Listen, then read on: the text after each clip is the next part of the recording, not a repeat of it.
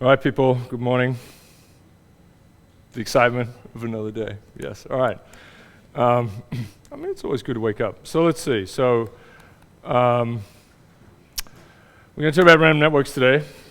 We've been through this somewhat in parks, but I'm going to do it again, and I want you to ask questions. We're going to sort it out. This is a big deal. It's a platform for a lot of things to come, so we have to understand this very well. And a lot of things come in this course, but a lot of work in general, right? So really quite a beautiful thing. Okay, so I had my little selection of weirdness things, which is sort of growing out of control, but I have a category of interesting things. Okay, so let me start this off. This was kind of an interesting New York Times, which is sort of all over the place in terms of being a newspaper. That's what they did. This is the giant slalom, right, which was in the middle of the night last night here. She wins. But what I wanted to say is this would be the great race if they did this, right? If they just did it like this. So there's snowcross, which is what? 6 at a time? Snowboarders at a time? It's like 6? 5? 4? Only 4? They just explode everywhere, right? Jacob Ellis? Does someone remember this name? This is a little rough, but from maybe 2 Olympics ago, was winning for the gold and did some method air on the second to last jump. Didn't quite explode, but just like crashed everywhere and just got passed. It's like an ignominious showboating, one of the greatest showboating things you've ever seen. Worth looking up. It's just a tragedy. Anyway, so I don't know, but yeah, just like send everyone down. Boom. But that's what snowcross is, right? It's just like everyone snowboards at the same time, and it's basically roller derby downhill. Okay, all right. Anyway, trying to make it interesting. I thought maybe for curling they could paint the stones as hamburgers, and then like McDonald's could sponsor it. Anyway, but it's not. It's just not exciting. Okay, so curling fans, maybe yes. All right, yes. Okay. We do this happiness thing. This is a New Yorker article. This is an interesting thing from just out of the middle of nowhere in Finland. There's a guy, he'd had a company that took off and he'd done well, and then he wanted to do this new thing, which was, so he had some time in his hands, which was simply you go into somewhere like, and I think in this example was gas stations to start with. As you leave, there are 4 buttons, which is, we're very happy, somewhat happy, not happy, very unhappy, and you just push them as you walk out. So no other customer information. And this has become enormous. Now it's in airports around the world and so on because you just press a button, so they get a ton of data. So they get unbelievable amounts of data because people are just like, boink, on the way out. And there's a comparison in this article to your experience at like Dulles Airport. If you want to report on an airport in the US, you can click, there's one of the little, what do you call the little things you take a photo with you from 1998 or whatever? Those things, not about the other thing, this QR codes, right? Which have sort of slipped away into like, you don't even know, ridiculous things.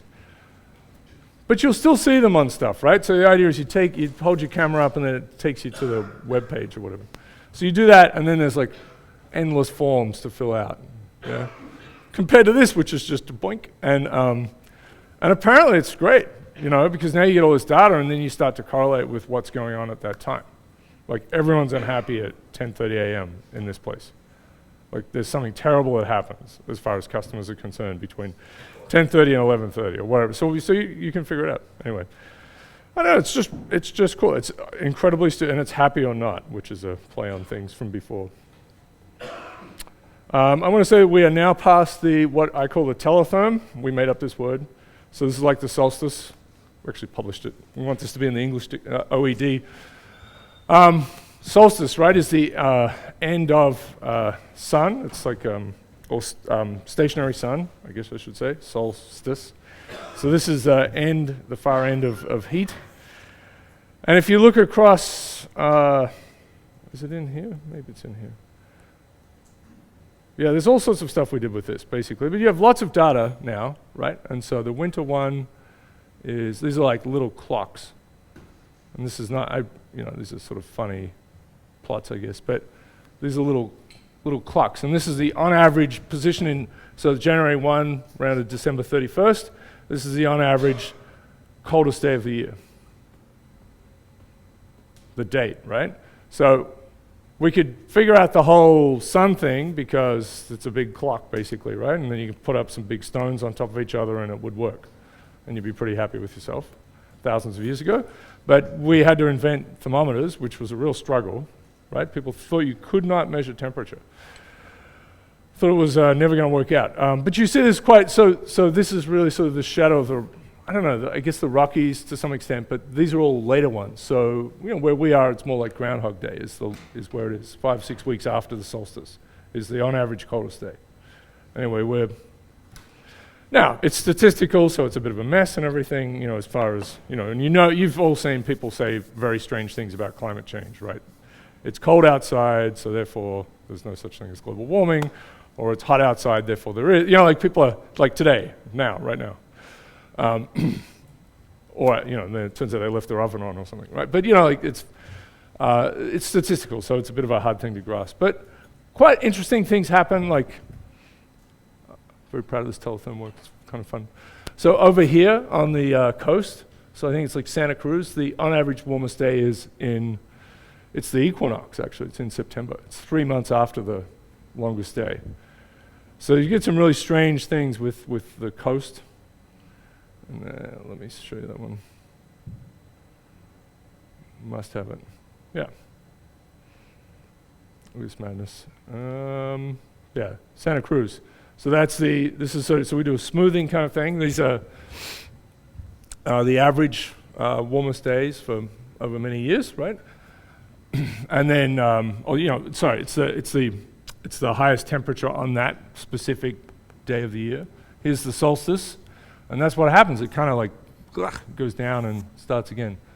Burlington actually statistically does have kind of a January thaw, which is something that people talk about. So. Anyway, the beautiful snow is in trouble though, right? 40s coming up? Sadness. So cruel. It is bad. Anyway, Teletherm. Sometimes we've had Teletherm parties, which is insane. Okay.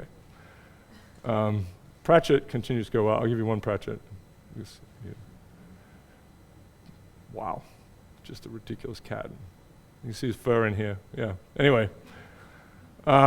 Just put on a huge show. The majestic beast. I don't know what to do. All right, he's great. So the insanity of this continues, and but I'm building a bigger structure for all sorts of reasons. But I'm continually doing these chunking things, so you can come back and find specific pieces. I will try to hook the assignments to them much more directly. It'll take a little while, but I'll get there. Anyway, that seems to be kind of a good thing. So. If you go to one of these now, if you go to one of the slide sets, it's going to be a little bit better. This one really, you can see we got out of hand there. And we're not talking about it anymore, so that's good, right? Anyway, but I think it was an important chunk to have in there. You could easily have network stuff where it's all just random networks. But anyway, we're going to do it now. That's where we are. Other things. That's pretty good. Okay, warm-ups. Questions? The assignment? I was trying to help you guys the other day, and I forgot my former, slightly more intelligent self, and had written the help that you wanted in the assignment. So yeah, it's there at the bottom of the page. It's totally what I was trying to do was all there, so it's all explained. Yeah. Just don't talk to me. Talk to earlier me, which thankfully wrote something down. An idiot. Okay, all right. But it was the right idea, and it does work out, and it's very nice. Yeah.